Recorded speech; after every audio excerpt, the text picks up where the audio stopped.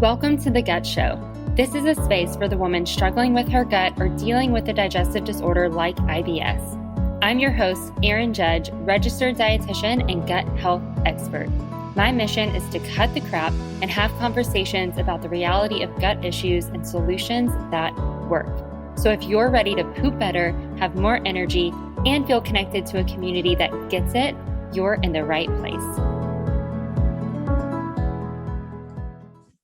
Welcome back to the podcast. I am excited about this episode because this is something that I get asked all the time, and I think it's a really important topic to cover. So today we are going to talk all about how to get diagnosed with IBS.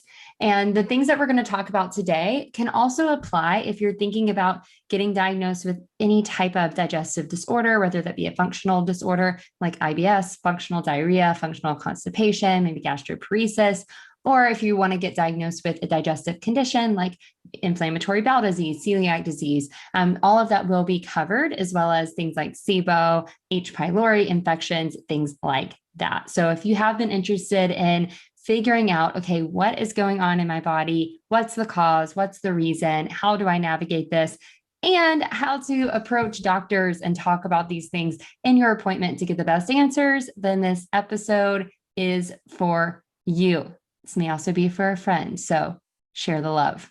All right, so as we dive in, I want to start by saying that, I'm a dietitian, I'm not your dietitian. So remember that, all the information that I'm providing here, especially when we're looking at getting diagnosed, this is educational only. Whenever we are thinking about any conditions at all. So when it comes to health conditions, we do not self-diagnose. And I know that can be easy to do sometimes when we're Googling things, or maybe our symptoms align so much with a condition and we just know deep down that that's what it is. We have to have a diagnosis by a doctor, self-diagnoses, or being diagnosed by the wrong person that's not actually credible to diagnose, which would include a dietitian. We're not able to diagnose anything. That can actually lead to harm, and you might be missing something that needs to be addressed very intentionally. So I want to say that, and I want to be very clear that while you may have had negative experiences in the past when it comes to talking about the things that are going on or meeting with your doctor, it's very important to go through the right process to make sure that insurance can cover what you need to get covered, because that's important. And also you get the right care that you need, because when we're thinking about the gut, especially, there's a lot that we really want to be aware of, not to put fear in you, but to just, share that it is serious and we want to make sure that we're doing this correctly. So with that being said, let's first think about, okay, what symptoms would I be looking for? Like, what are the signs that I may need to look for a diagnosis, right? How do I know that something is wrong or abnormal? And that is a great question. So whenever we're looking at digestion, something that we can do is really monitor bowel habits and bowel movements. So my number one tip, and this is determining if you want to get a diagnosis or post-determining that you want to get one. But if you're not able to figure this out on your own, you want to start keeping a journal or some sort of a log of this information. So we start with monitoring what your bowel habits actually are. So that can include how often you're going, as well as the characteristics of your stool, your poop in the toilet. So one resource that's very helpful in putting kind of a characteristic to what you're seeing and being able to label each bowel movement is the Bristol stool chart. So there are numbers that correlate to different types of stool, and the form ranging from pebbly stool going to like a soft log, and then to a liquid and a watery stool. Being able to look at the Bristol stool chart and put numbers to your bowel movements will allow you to determine, are these actually quote unquote normal? So the 4 to 5 numbers, 3 to 5-ish, those are normal. 4 is the gold standard, smooth like a snake, right? So that's what we want. If you're ranging lower than that, then you're probably leaning more towards constipation. If you're ranging higher than that, then you're leaning more towards diarrhea.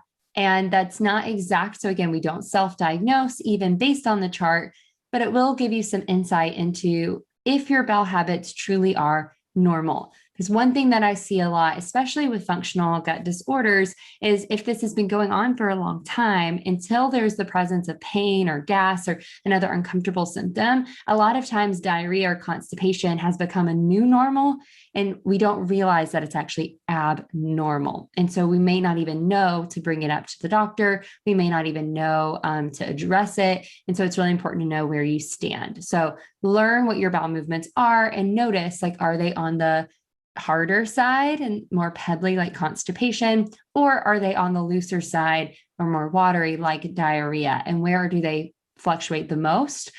Or do you range between the two significantly? Because all of that would be abnormal. If you're getting solid fours every single day, then you are normal, and that is a good thing. The next thing that you want to look at is the frequency of bowel movements. So we consider normalcy to be 3 times a weekish, right? So once every 2 to 3 days.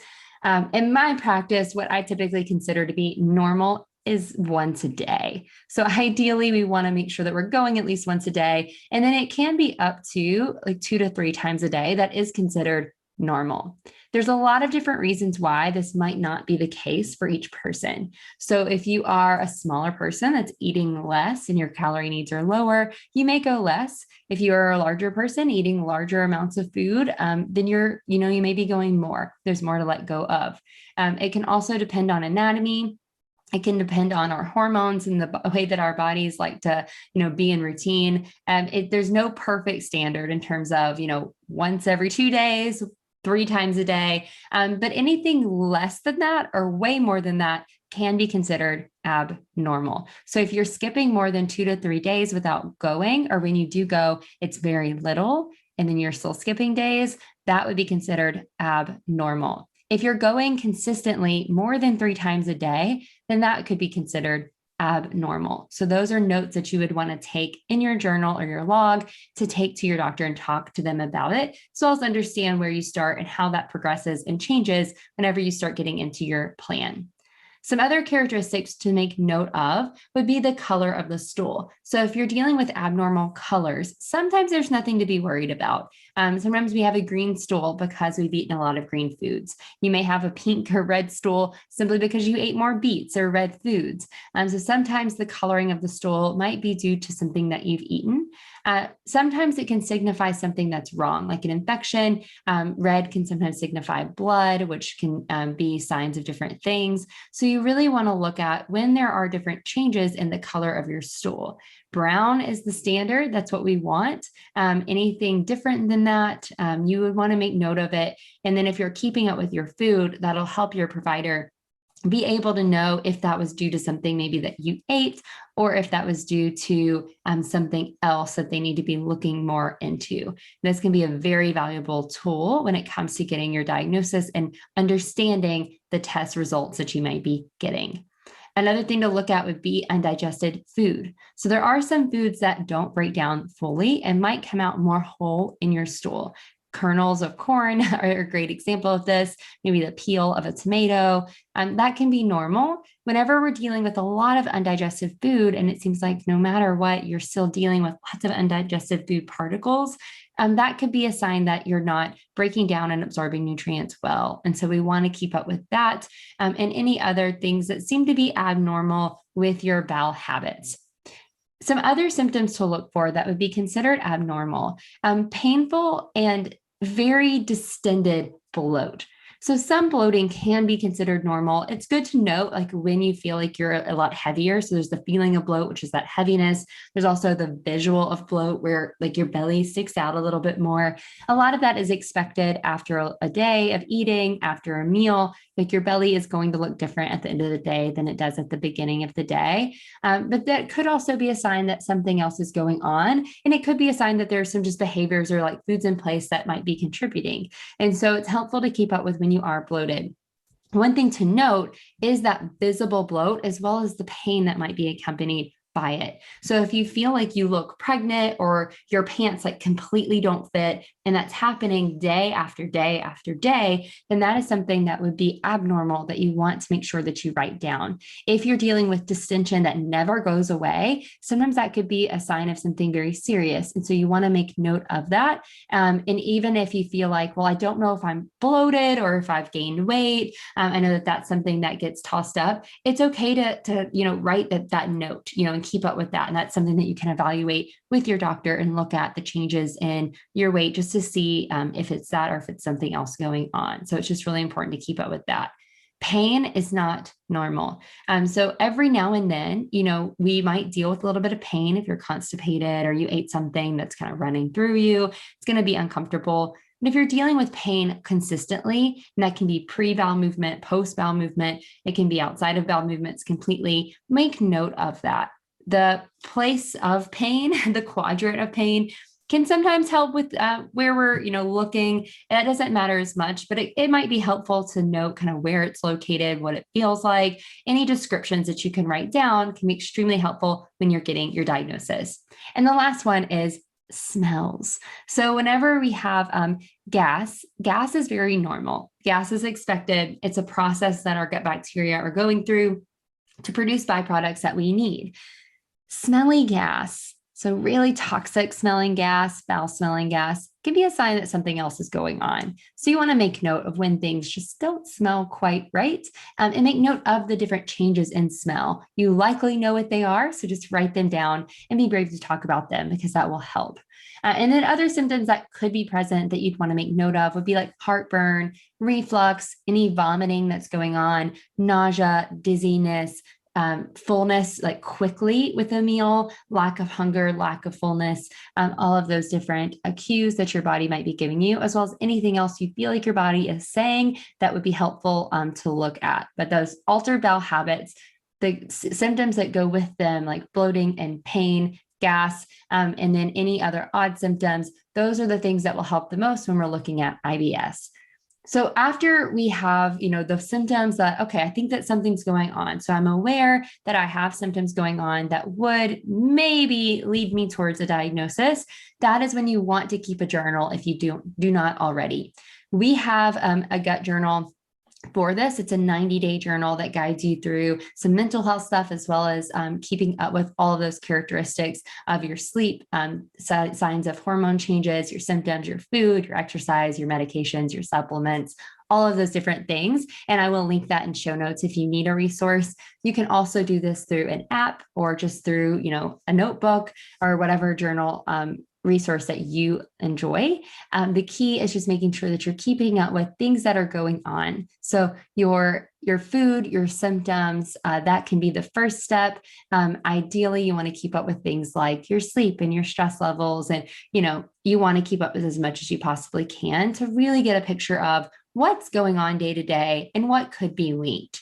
When we're looking at a journal in the diagnosing process, so this is discovery, right? We just want to know, we want to gain awareness. This isn't about like making changes, right? So if you see that there are correlations, make note of that. And if you make a change based on those correlations, definitely make a note that happened. It's very important to take that raw data into the provider, the doctor, to get your correct diagnosis. So what they can do is they can analyze what's going on, and they might see some correlations that could be signs of something like SIBO or IBD or, celiac disease. And that will help guide them on which tests to do first and which interventions to try or which referrals to make.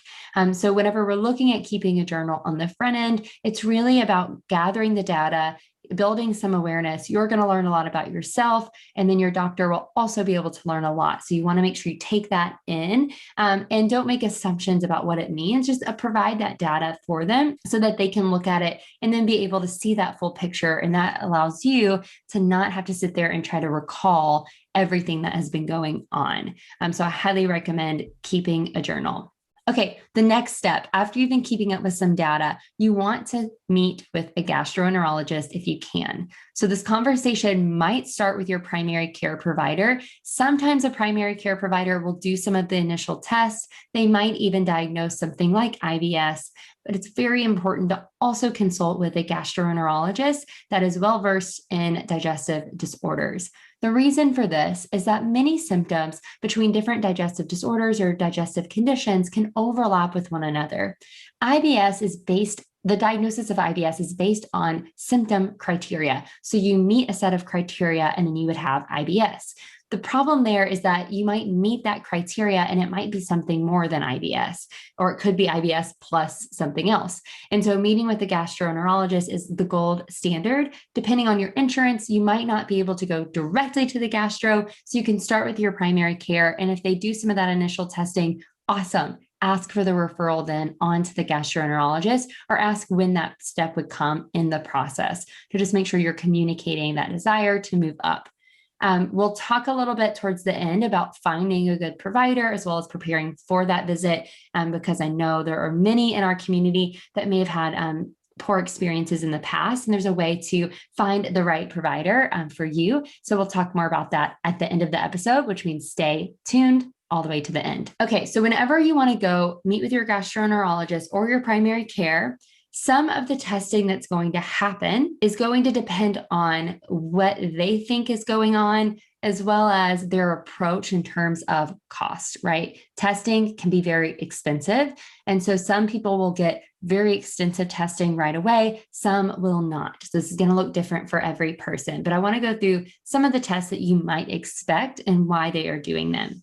So the point of testing is to rule out other conditions or find what condition is going on. So some of the tests might seem unnecessary in your mind, but what they might be doing is ruling out other conditions so they can confidently say, this is IBS, or, this is functional diarrhea or functional constipation. And what that means is that, okay, there's not something with more serious health outcomes or negative effects that we really need to treat immediately. And that would be like an inflammatory condition like IBD that can contribute to damage or increase risk of colon cancer, those sorts of things. So this is what they're typically looking for.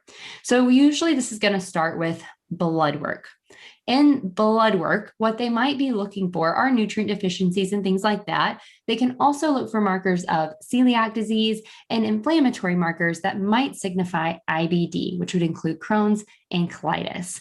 When we're looking at blood work for celiac disease, it's important that you're eating gluten at the time of the test. So many providers may not ask if you're eating gluten, and if you've been avoiding it because of, the thought that it might be contributing to symptoms, you can get a false negative for that first celiac screen. So if you're not eating gluten, make sure you talk to your provider about that and either start eating gluten prior to the testing around 10 days before, or you would want to talk to them about other testing options to truly rule out celiac disease and not get a false negative. If they do find signs of celiac or inflammatory conditions, that will not be the end-all diagnosis. That is a preliminary sign. They will typically go into a colonoscopy or some sort of scope to be able to take a biopsy in order to test the tissue and look for damage and true signs of the condition to get your diagnosis. So the blood work might lead you to another test right away. It may lead you to, okay, we rolled out celiac, we rolled out IBD, and then you may do some more testing or try an approach for something like IBS to see if it's successful. What might be done at the beginning as well would be a stool test. So a stool test, what we're looking for are signs of bacterial infection or something like that. So we might find like C. diff could be diagnosed that way. If you had C. diff, you probably know there are some other conditions that might not be as intense that they might identify through a stool test. They can also look for some signs of different things that could be going on. So that could be done fairly quickly. Something else that might be done is a colonic transit test. So this is testing the speed of the gut. And so they could test the speed of the food going into the stomach emptying, the intestines, to just see how the transit or the movement of the gut is going. Sometimes I see this done, sometimes I do not. Another option would be an endoscopy. So that is a scope down the esophagus, endoscopy up to the top. And that is usually going to look for activity of the stomach. Sometimes they can get all the way down to the small intestine to see how things are going from the stomach to the small intestine. Typically, this is going to be done to look for signs of acid reflux or something going on with like stomach and esophagus. So this is going to usually be done if you're dealing with something like heartburn or something like that. There's also a capsule endoscopy where you can swallow a capsule that will actually take video and things as it goes through and collect data. That's another option that might happen versus a traditional endoscopy. An ultrasound is sometimes used to look for stool or look for abnormalities. This is typically not always diagnostic, but can be used to look at, some things that are going on in your stomach. And that, an ultrasound, just like if you're pregnant, it's just looking at what's happening in the organs. That's a lot of times used to identify if you're full of stool, like we like to call it, which is just severely constipated.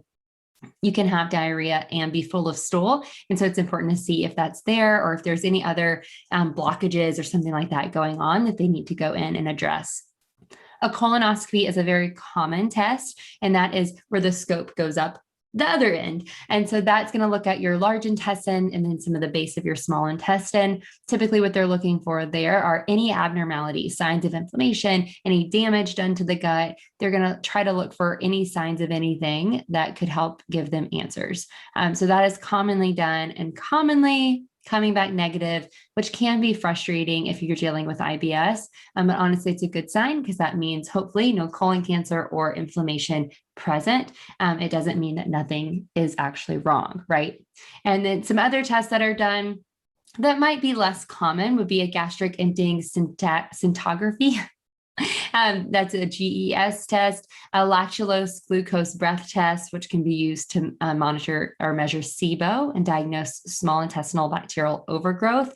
You might get a lactose intolerance test, which is like a breath test. You can do testing for sucrase intolerance or sucrose intolerance, and that's a breath test. So there are different breath tests that can be used for either carbohydrate intolerance or SIBO. And then another test would be an anal rectal manometry test, which is going to test the strength of your pelvic floor and the function of your pelvic floor muscles. And so this might be done. It's where a balloon is pulled up and they measure the put up through the anus, and they measure the air and like how your muscles are actually working around that balloon and the pressure that is there.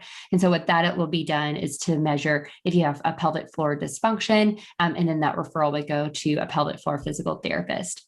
So there are going to be some other tests that might be available out there. There's also going to be a lot of times where these tests are not going to be done. Remember, these can be very expensive. Insurance doesn't always cover them all fully. And so depends on if your doctor is going to take a more conservative approach or just go full on into all the testing. And this just varies from provider to provider. What you can always ask is, what's the purpose of the test? What are we looking for? Or if you're expecting to do a certain test, but you're not getting it yet, you can ask why and just get clarity on what's going on and why you're choosing to go the route that you are. Your doctor may have clear reason, or they may be confident in the testing that they've already done to be able to move forward with the plan that they have. And if they want to do any additional testing, just ask the validation of those tests and the purpose again. There are a lot of tests out there that might be used by some providers, especially in the functional medicine and alternative space, that aren't necessarily validated. And so this is something that's important to just do your research and make sure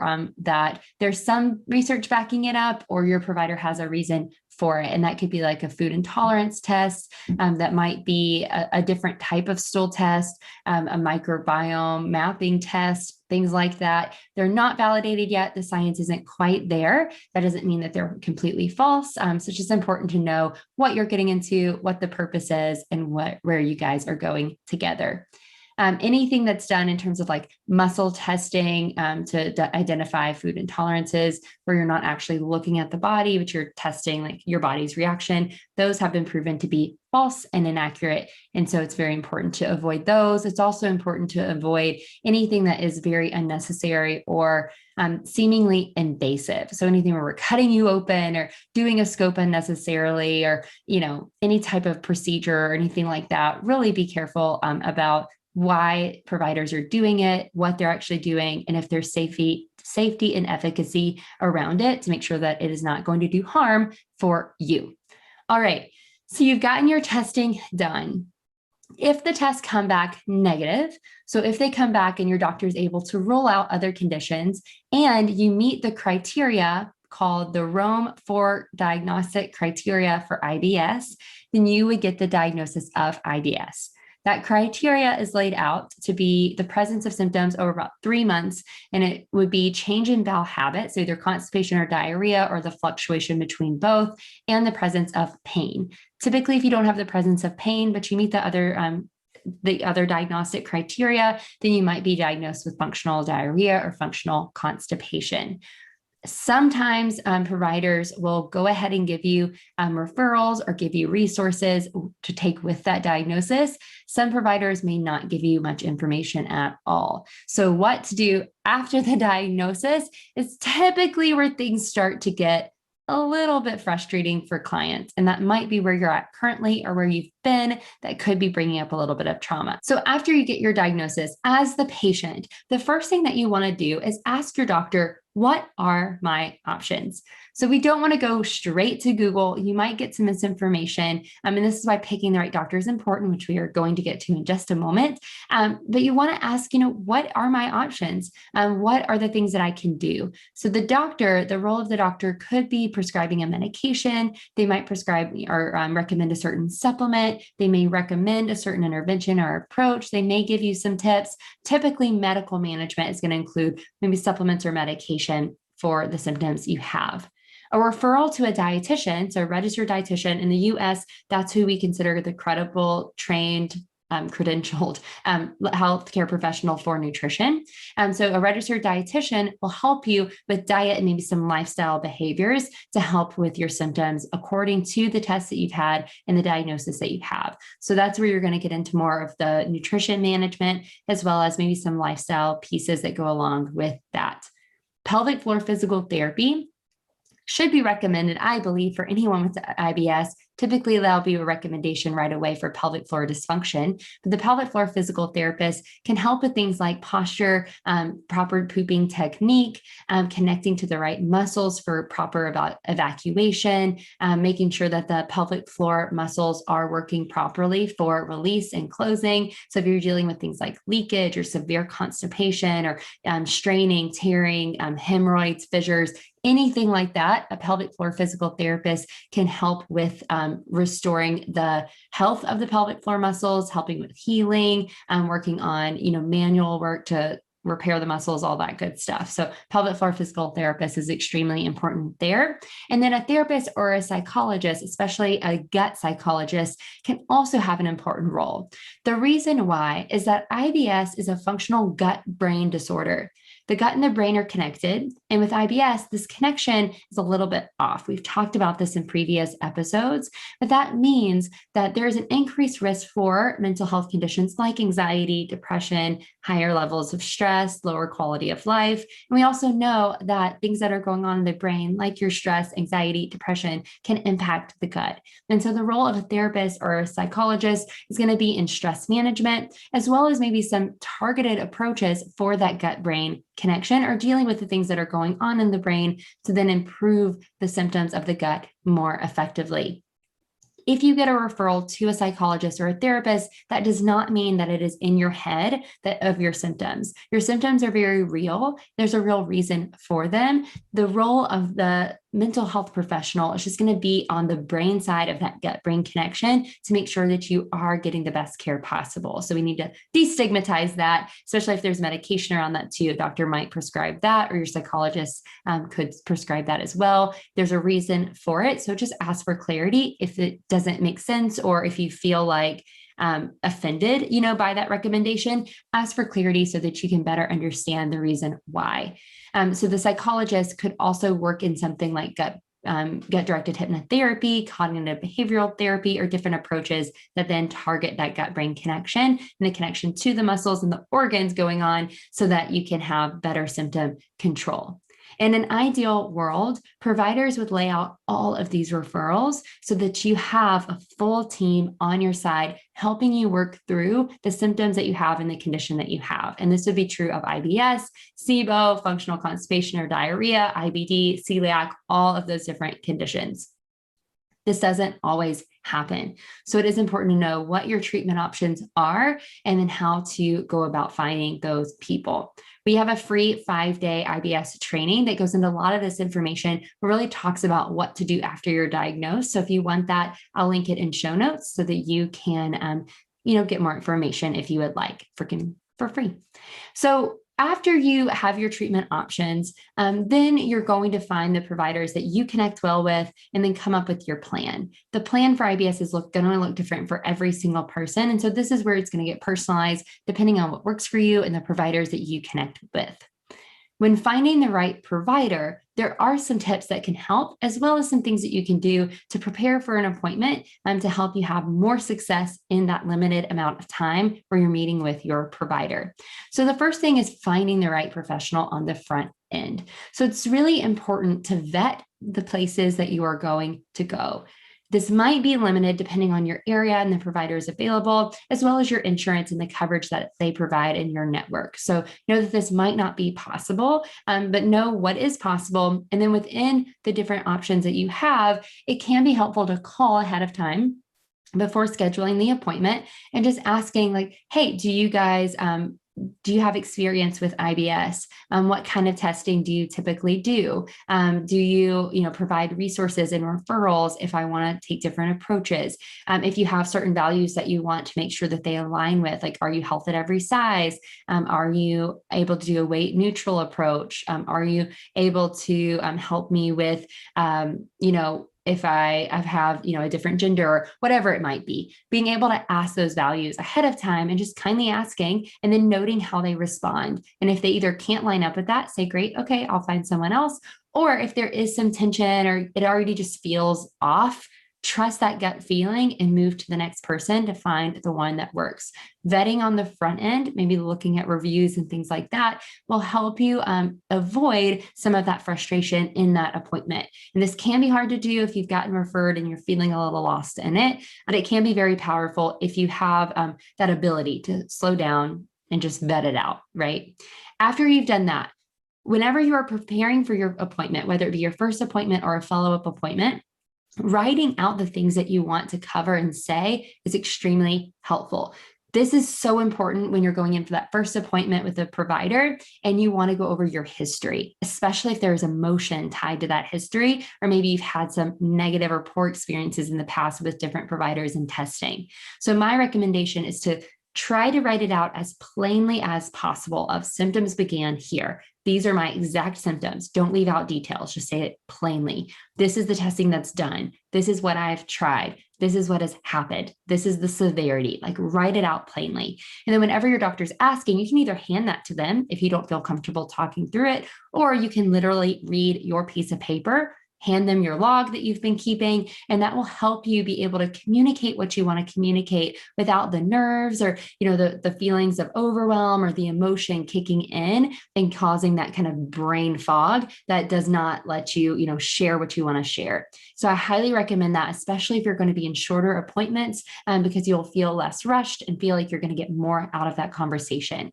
If the provider talks over you or disregards what you say, it's okay to say, hey, I would prefer to be able to get through this first, and then we can talk more about it. Or, hey, I feel like you're not really listening to me. Do you mind kind of clarifying what you're referring to? Or would you mind, repeating that back to me? Just make sure that they're truly listening. A lot of providers get busy, and so there's a lot of stress involved, and sometimes they may not be using their best judgment. You might be catching them on a bad moment on a bad day. And so it's okay to stick up for yourself and just be very firm in what you need. And by writing that down, you're going to get a lot of success from that.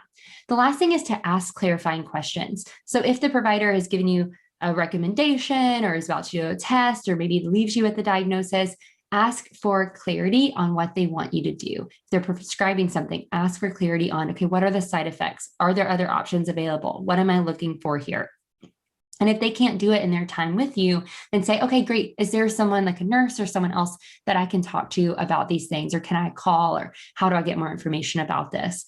Really ask for it. Sometimes they may not know that you have questions if you don't ask them. And so it's very important to really ask those clarifying questions. And if you don't feel comfortable moving forward with something yet, instead of going forward with the discomfort or just like completely running away from it, asking the clarifying questions and getting more information may help you build up your confidence as well as get other resources if that's what you feel better about. And then the final thing is ask for referrals. So like I mentioned, not all providers will refer. And so if you know that you want referrals, or if you've been reading about, okay, well, I know nutrition can play a role, or I know that the gut-brain connection is at play here, I've done some research there, ask for the referrals for those different pieces so that you can get connected to the providers that will work for you. I hope this was helpful and just understanding how to get diagnosed. It's a lot of information and there are nuances to this. So I would love to continue this conversation in our Facebook community. So search The Gut Community on Facebook, ask to join, and then we would love to talk more about today's episode or other questions that you may have with other members of our incredible community. Let me know what you think about the episode through your review, and I will see you on the next episode. Do you like what you heard? Leave us a review. Do you want to connect with others in this community? Join our Facebook group, The Gut Community, or follow us on Instagram. All links can be found in show notes. Thank you for listening, and we will see you next time on The Gut Show.